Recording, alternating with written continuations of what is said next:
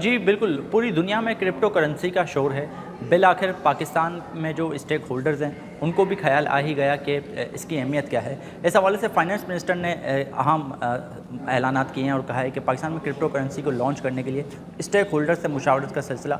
شروع کر لیا گیا ہے۔ میرے ساتھ نعیم خانانی موجود ہیں، ان سے بات کرتے ہیں۔ نعیم صاحب بتائیے گا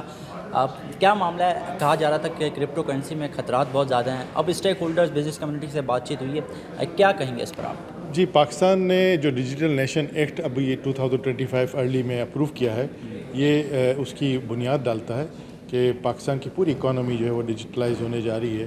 اور ہر سیکٹر میں ڈیجیٹائزیشن ہوگی۔ تو جو کرپٹو ہے وہ ڈی سینٹرلائزڈ کرنسی ہے اور اسٹیٹ بینک آف پاکستان اس وقت پی کے آر کو ڈیجیٹل کرنسی کے طور پہ کنورٹ کرنے کے لیے بہت کوشاں ہے اور بہت جلد پاکستان جو ہے وہ ان لیگز میں شامل ہو جائے گا جہاں پہ ہماری کرنسی جو ہے وہ ڈیجیٹل کرنسی ہو جائے گی پی کے آر۔ ڈیجیٹل کرنسی کے ساتھ ساتھ ڈیجیٹل ایسیٹس جو ہیں وہ بہت ضروری ہیں اور یہ ڈیجیٹل ایسیٹس جو ہیں وہ ٹوکنز کی شکل میں، ٹوکنائزیشن کی شکل میں جب آئیں گے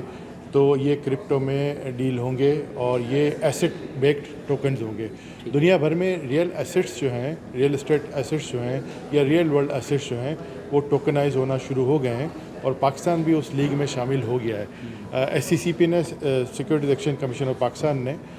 سینڈ باکس ٹیسٹنگ کے اندر بہت ساری کمپنیوں کی ٹیسٹنگ شروع کروا دی ہے جس میں ریئل ورلڈ ایسیٹس، جس میں ریئل اسٹیٹس ہے، اس کو ٹوکنائز کرنے کا آغاز ہو گیا ہے اور بہت جلدی یہ ٹوکنائزڈ ڈیجیٹل ایسیٹس اویلیبل ہوں گے جو ڈیجیٹل کرنسیز میں اور کرپٹو میں ٹریڈ ہو سکیں گے۔ اکانومی پہ کیا اس کے امپیکٹ پڑے گا؟ اگر آپ دیکھیں تو جو ہماری ایمرجنگ اکانومیز ہیں اس کے ساتھ ساتھ جو ہمارے ریجنل اکانومیز میں سعودی عربیہ، مڈل ایسٹ میں یو اے ای اور قطر، یہ بھی کرپٹو اور ڈیجیٹل ایسیٹس کو بہت ہی تیزی سے اس کو اڈاپٹ کرنے کی طرف جا رہے ہیں اور پاکستان میں بھی جس طرح میں نے آپ سے کہا کہ ریئل اسٹیٹ کے علاوہ ریئل ورلڈ ایسیٹس جو ہیں جب ڈیجیٹل ٹوکنز میں آ جائیں گے تو ڈیجیٹل کرنسیز اور then later crypto based currencies کی طرف جائیں گے جس سے اکانومی کو بہت بڑا بوسٹ ملے گا۔ اس وقت جو ہماری فری لانسرز ہیں یا جو ملینیل جنریشن ہے وہ پاکستان میں کرپٹو میں انویسٹڈ ہے اور کرپٹو میں انویسٹ کر رہی ہے، تو جب پاکستان میں ڈیجیٹل ایسیٹس خود اویلیبل ہوں گے پاکستان میں ہی اور وہ ایسیٹ بیکڈ ایسیٹس ہوں گے تو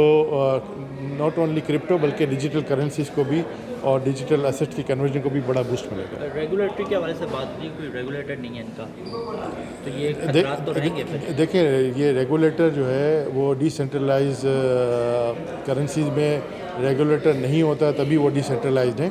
بٹ پاکستان میں اسٹیٹ بینک آف پاکستان جو ہے وہ ان کرنسیز کو جو ہے جس طرح میں نے آپ سے کہا ڈیجیٹل کرنسیز کی طرف آگے بڑھ رہا ہے اور وہ اسٹیبل کوئن کی طرف بھی آگے بڑھ رہا ہے، تو ایسٹ بیکس ٹوکنز اور یہ جو ڈیجیٹل کرنسیز جب آ جائیں گی اس کے بعد یہ فریم ورک ریڈی ہو جائے گا کہ کرنسیز کو ڈی سینٹرلائزڈ وے میں کس طرح سے کنٹرول کیا جائے، جس کے لیے ڈفرینٹ ریگولیشنز ہیں ای یو کے اندر اور ای یو اس میں آگے ہے جس کے بہت سارے ریگولیشنز ہیں جس سے یہ ڈی سینٹرلائزڈ کرنسیز کو کنٹرول کیا جا رہا ہے۔ اس کی پیچھے انڈرلائن ٹیکنالوجیز جو ہے وہ بلاک چین ٹیکنالوجیز ہیں اور پاکستان بلاک چین ٹیکنالوجیز میں کافی آگے بڑھ رہا ہے۔ جس طرح میں نے آپ سے کہا کہ جو ٹوکنز ہیں ریئل اسٹیٹس اور ریئل ورلڈ ایسیٹس کی، اس کے پیچھے بلاک چین